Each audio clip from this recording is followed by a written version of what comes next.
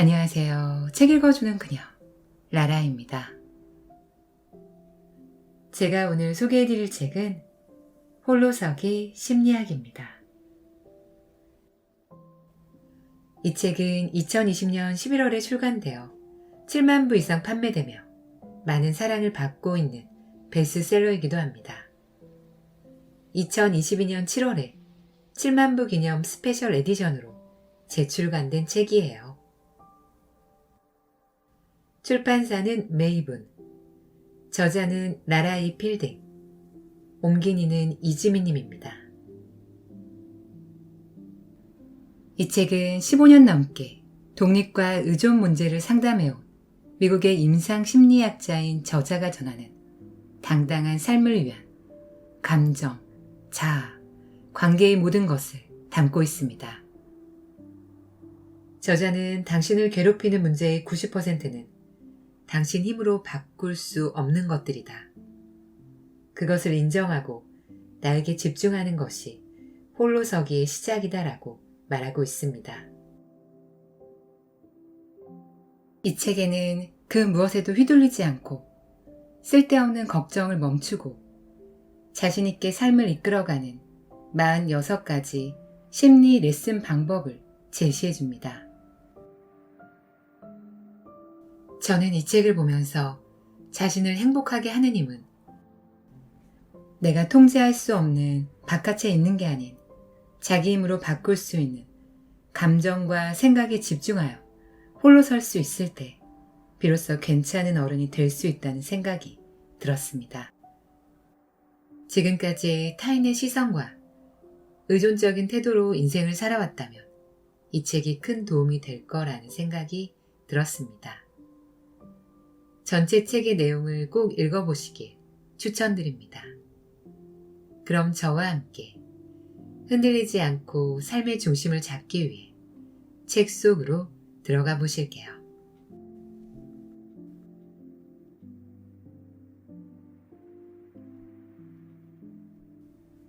지나친 감정 기복, 과도한 자기 비난, 오래된 마음의 상처, 습관적 외로움. 왜 아무리 노력해도 나쁜 심리 습관에서 벗어나지 못하는 걸까?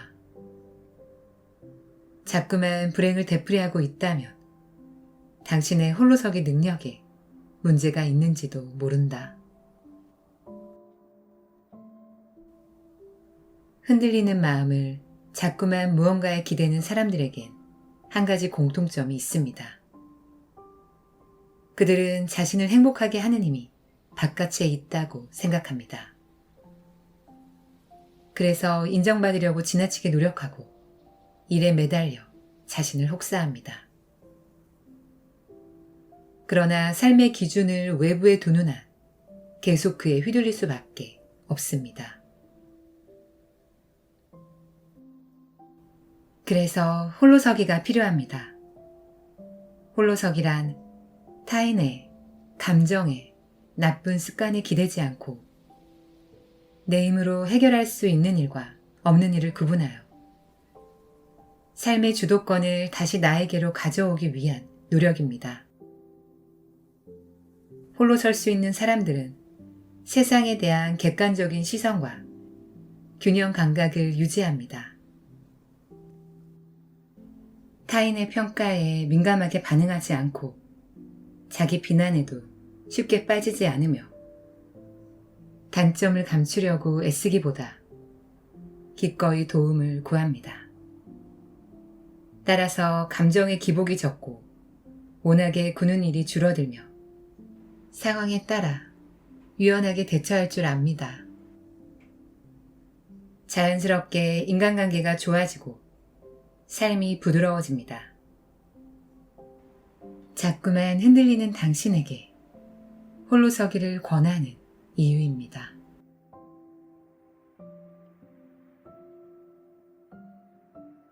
내가 사람들에게 홀로 서기를 권하는 이유. 작년 가을 어느 날 친구와 저는 낙엽이 진 공원 벤치에 앉아 친구의 3살 난 아이가 뛰노는 모습을 지켜보고 있었습니다. 아이는 거칠 것이 없이 자유로워 보였고 행복해 보였습니다. 한껏 세상을 탐험하는 아이의 모습을 지켜보던 저는 친구에게 물었습니다. 아이가 어떤 어른으로 자라길 바라느냐고요. 곰곰이 생각하던 친구가 대답했습니다. 성공하면 좋겠지. 사랑받으면 좋겠고. 하지만 그것보다 쉽게 흔들리거나 무너지지 않는 사람이 되면 좋겠어. 독립적인 어른이 된다면 엄마로서 내 일은 끝이라고 생각해. 독립. 우리가 흔히 이야기하는 어른의 조건입니다. 경제적으로, 심리적으로 홀로 설 수 있을 때 우리는 그를 온전한 성인으로 인정합니다. 또 그런 사람으로 자라기 위해 노력하고요. 독립을 어른으로 성장하기 위해 당연히 거쳐야 하는 필수 과제로 여기지요. 하지만 임상 심리학자로서는 홀로서기가 말처럼 쉽지 않은 과제임을 자주 깨닫게 됩니다. 나이가 찼다고 해서, 경제적으로 풍요롭다고 해서 심리적으로 독립적인 사람인 것은 아닙니다. 겉으로는 일도 잘하고 회사 생활도 원만하고 대인관계도 좋아 보이는 등 멀쩡해 보이는 사람도 그 속을 들여다보면 전부 힘들고 외롭다고 말합니다. 홀로 설 수 없어서 흔들리는 마음을 자꾸만 어딘가에 기대려고 합니다. 하지만 그런 의존성 때문에 일상은 더욱 괴로워지고 말지요. 당신을 힘들게 만드는 것은 무엇입니까? 사람들은 여러 가지 마음에 기댑니다.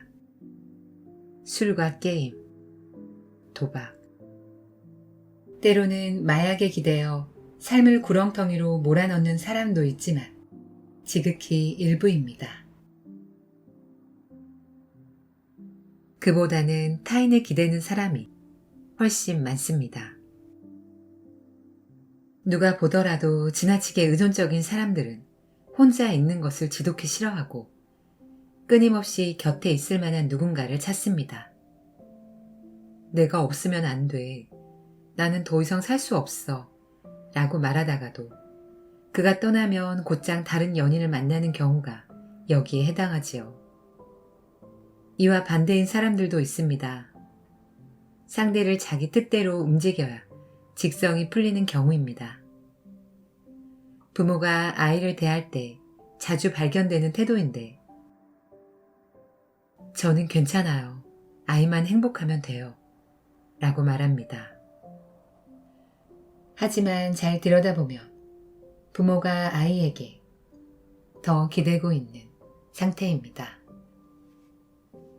아이의 일거수일투족에 자신의 행복이 달려있기 때문입니다. 타인의 시선이나 평가에 지나치게 예민한 사람들도 많습니다. 그들은 자기에 대한 가치를 남들이 평가한다고 느낍니다. 사람들이 칭찬해주면 하늘을 나는 듯 기쁘지만 누군가가 그보다 낮게 평가하면 절벽에서 추락하는 심정이 됩니다. 자기 가치가 남들에게 달려있기 때문에 자존감도 롤러코스터를 탄 것처럼 자꾸만 오르락 내리락 합니다. 그에 따라 기분과 행동도 오락가락 하지요. 누구보다 독립적인 사람처럼 보이는데 알고 보면 그렇지 않은 경우도 많습니다. 대표적으로 일을 너무 열심히 하는 사람들입니다. 겉으로는 흔들림 없는 뚝심으로 일을 밀어붙여서 뛰어난 성과를 내기 때문에 그들에게 나약한 의존성 따위는 없어 보입니다. 그러나 그들의 내면에는 너무 높은 자아상이 자리 잡고 있습니다. 그들은 끊임없이 자기에게 속삭입니다. 나는 잘해야만 해. 실패하면 나는 무가치해질 거야. 이것밖에 못하다니 실망이야. 아닌 것 같아도 실은 완벽한 자기 이미지에 기대어 살아가는 상태이기 때문에 그들은 현실의 자신을 비난하고 다그치는데 익숙합니다. 완벽주의적인 성향도 강하지요. 당신만 달라지면 내가 정말 행복해질 텐데. 내가 이 모양인데 사람들이 날 좋아해 줄 리가 없지. 일이 잘 풀려야 내가 더 인정받을 텐데. 흔들리는 마음을 자꾸만 무언가에 기대는 사람들에겐 한 가지 공통점이 있습니다. 그들은 자신을 행복하게 하는 힘이 바깥에 있다고 생각합니다. 나는 뭔가 부족하고 결핍된 존재이며 그 결핍을 타인이나 세상이 채워줄 수 있다고 여깁니다. 그래서 인정받으려고 지나치게 노력하고 일에 매달려 자신을 혹사하거나 자기 힘으로 부족할 땐 다른 사람까지 끌어들입니다.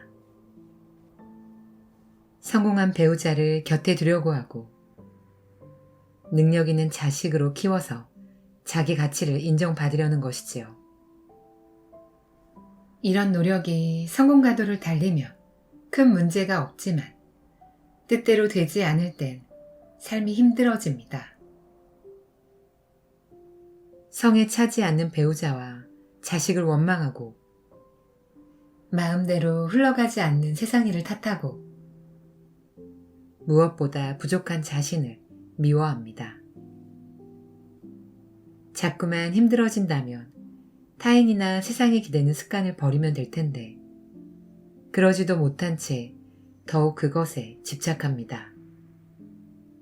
그것을 포기하면 조그만 행복의 가능성도 함께 멀어진다고 믿기 때문입니다. 그러나 행복의 주도권이 외부에 있다고 믿으면 나는 계속 흔들릴 수밖에 없습니다. 일이 잘 풀리면 행복할 것이고 예상치 못한 사건으로 일이 꼬이면 불행하겠지요. 사람들이 나를 인정하고 좋아해주면 행복하겠지만 그 관심을 유지하기 위해서는 쳇바퀴 위에 올라탄 다람쥐처럼 노력을 멈추지 말아야 할 것입니다. 그런데 바깥에 있는 존재에 따라 결정되는 행복, 갈구해야만 얻을 수 있는 행복이라면 그것을 정말 행복이라고 부를 수 있을까요? 오히려 우리의 기분을 붕붕 뛰었다 추락시키는 만큼 괴로움이라고 부르는 게 더 맞지 않을까요? 사람들이 의외로 모르는 홀로서기의 세 가지 의미. 그래서 홀로서기가 필요합니다. 홀로서기란 외부에 기대지 않는 태도이고 행복의 주도권을 다시 나에게로 가져오기 위한 노력입니다. 기대는 사람은 상황에 따라 기분과 행동이 오락가락하지만 홀로 설 수 있는 사람은 기분과 태도가 비교적 일정합니다. 타인과 세상에 의해 내면이 크게 흔들리지 않기 때문입니다. 그런데 제가 이런 이야기를 하면 많은 내담자가 아리송한 표정으로 말합니다. 선생님, 제가 먼저 믿을 만한 사람이 되어야 홀로 서기도 가능한 거 아닌가요? 뭔가 잘하는 게 있어야 다른 것에 기대지를 않지요. 그 말에는 경제적 능력이든 인성이든 실력이든 어떤 면에서 완벽한 사람이 되어야 의존하지 않고 흔들리지 않는 삶을 살 수 있지 않느냐는 뜻이 담겨 있습니다. 즉, 믿을 만한 사람이 되기 위해 실력을 갖추는 게 우선이라는 논리입니다. 하지만 앞서 살펴봤듯이 그 기준이 외부에 있는 한 완벽해지기 위한 노력에는 끝이 없다는 게 문제입니다. 타인에게 인정받는 일에 끝이 있을까요? 성공에 과연 끝이 있을까요? 외부의 요소들을 모두 통제할 수 있다면 모를까? 우리는 언제 이를지 모르는 타인의 평판과 언제 닥칠지 모를 위기에 촉을 세우고 전전긍긍할 것입니다. 이것은 노력한다고 해결될 문제가 아니지요. 그러므로 실력 먼저 갖추겠다는 생각은 옳지 않습니다. 외부로 향하던 시선을 내부로 돌려 내 마음을 들여다보고 돌보는 일이 곧 행복임을 알아야 합니다. 사람들이 자주 오해하는 홀로서기의 진짜 의미는 다음과 같습니다.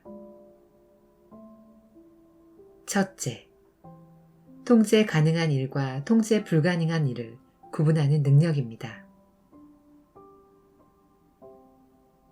타인의 마음, 세상, 이미 지나간 과거 등은 내 힘으로 어쩔 수 없는 통제 불가능한 일입니다. 이에 대해서는 집착을 거두는 게 좋습니다. 반면 내 마음은 통제가 가능합니다.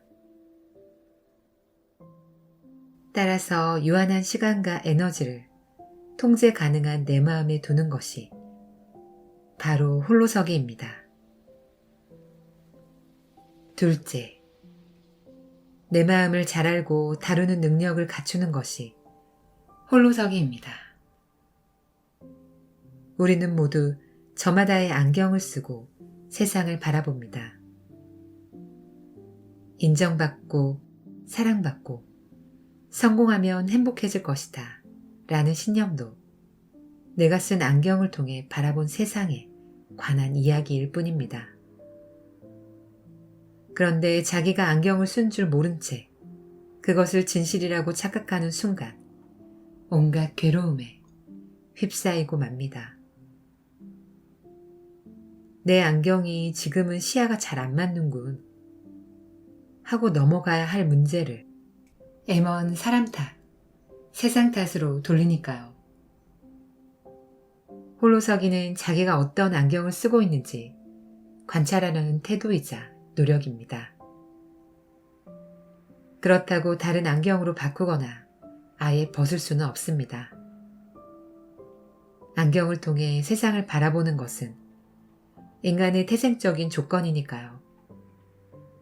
다만 자기가 어떤 안경을 썼는지 알기만 해도 안경을 통해 들어온 세상의 모습에 크게 흔들리지 않게 됩니다. 아, 오늘은 세상이 좀 흐리게 보이네. 오늘은 맑아 보이는구나 하면서 나와 세상의 모습을 보이는 그대로 인정하고 수용할 수 있게 됩니다. 내 마음을 잘 다룬다는 것이 바로 이것입니다. 세상을 바라보는 내 안경을 잘 관찰하면 세상 일에 일일이 반응하지 않게 됩니다.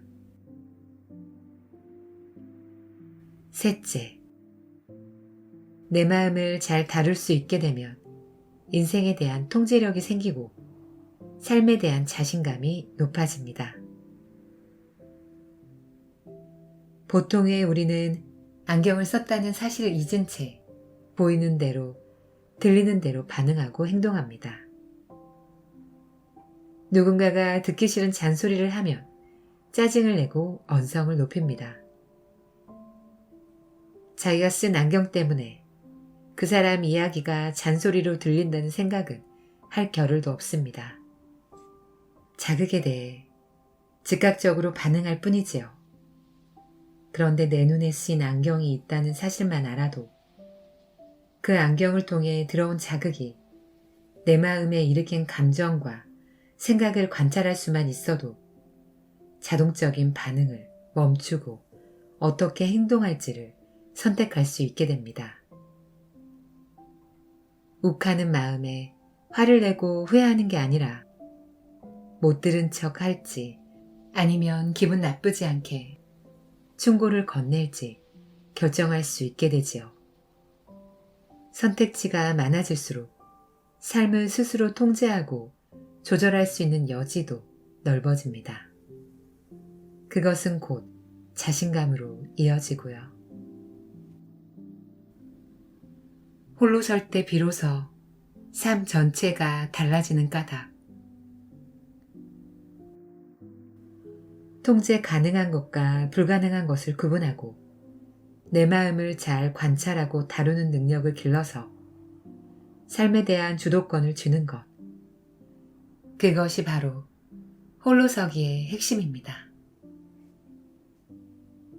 그래서 홀로 설 수 있는 사람들은 주변의 상황에 크게 휘둘리지 않습니다. 어떤 상황이 들이닥쳐도 스스로 원만하게 통제할 수 있다는 자신감이 있기 때문입니다. 그들은 스스로에 대해 객관적인 시선을 유지합니다. 자기가 어떤 안경을 쓰고 있는지 잘 알고 있고 다른 사람들도 저마다의 안경을 쓴 채 세상을 바라본다는 사실을 이해하고 있기 때문에 각자가 내리는 해석에 그리 집착하지 않습니다. 그들은 타인이 내리는 평가에 민감하게 반응하지 않고 자기 비난에도 쉽게 빠지지 않습니다. 또 자기 허물이나 못난 모습도 있는 그대로 인정하고 수용합니다. 따라서 기분과 행동에 기복이 없습니다. 일정한 수준을 벗어나지 않고 상식적으로 행동하지요. 그 결과 인간관계도 자연스럽게 좋아집니다. 다른 사람이 하는 말과 행동에 일일이 의미를 부여하지 않습니다. 갑작스럽게 화를 내거나 모나게 구는 일이 줄어듭니다. 또 자신의 부족한 면을 인정하기 때문에 그 부분에 대해 기꺼이 타인에게 도움을 구합니다. 단점이나 부족함을 감추려고 지나치게 애쓰지 않으니 다른 사람이 그를 대하는 데 있어 부담감이 없습니다. 자연스럽고 편안한 관계 맺기가 가능해집니다. 결과적으로 삶 전체가 부드러워집니다. 타인과 세상의 변화에 크게 구애받지 않기에 걸려 넘어질 일이 줄어듭니다. 사실 사람들은 자기를 믿지 못하기 때문에 자꾸만 다른 것에 의존하려고 하고 그 때문에 상처 입기를 반복합니다. 반대로 자기를 잘 알고 자기가 내리는 판단과 행동에 믿음이 생기면 외부에 의존할 일이 줄어듭니다. 그럴수록 나에게 너그러워지고 타인에게 관대해지며 인생은 부드러워지지요. 삶을 변화시키는 마법이 바로 홀로서기에 있습니다. 그 무엇에든 기대고 싶은 당신에게 지금 필요한 것. 오락가락하는 감정, 상처 주는 타인, 나를 깎아내리는 나쁜 버릇 때문에 마음이 다치고 힘이 든다면 지금 무엇에 마음을 기대고 있는지 살펴보길 바랍니다. 기대고 싶지 않은데도 자꾸만 기대게 된다면 그에 집착하는 마음까지도 있는 그대로 주의해서 바라보세요. 나를 힘들게 하는 문제가 해소될 때 행복에 이를 것 같지만 반대로 생각해야 합니다. 시선을 내부로 돌려 내 마음을 관찰하고 돌보는 순간 나를 힘들게 하는 문제들이 도미노처럼 해결됩니다. 자꾸만 기대고 싶은 당신에게 제가 홀로 서기를 권하는 이유입니다.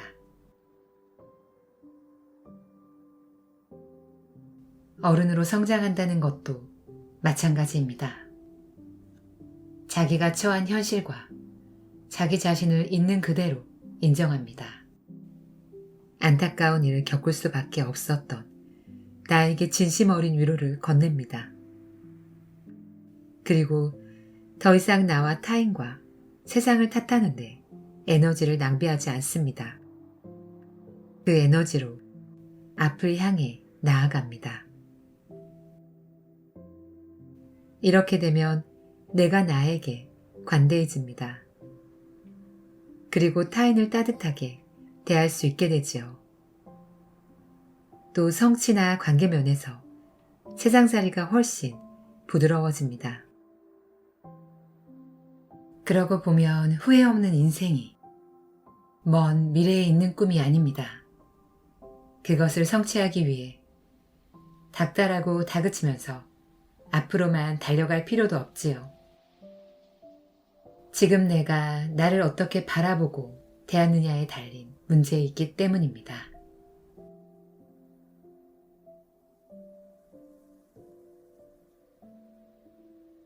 지금까지 책 읽어주는 그녀 라라였습니다. 오늘도 끝까지 들어주셔서 감사드립니다. 어떤 구독자님께서 힘든 시기에 위로를 받고 힘을 얻고 계시다는 댓글을 남겨주셨어요. 제가 조금이나마 힘이 된다는 사실이 참 기뻤습니다. 앞으로 더 좋은 책으로 위로가 되는 사람이 되도록 노력하겠습니다. 저는 항상 여러분을 응원합니다. 아시죠? 사랑합니다.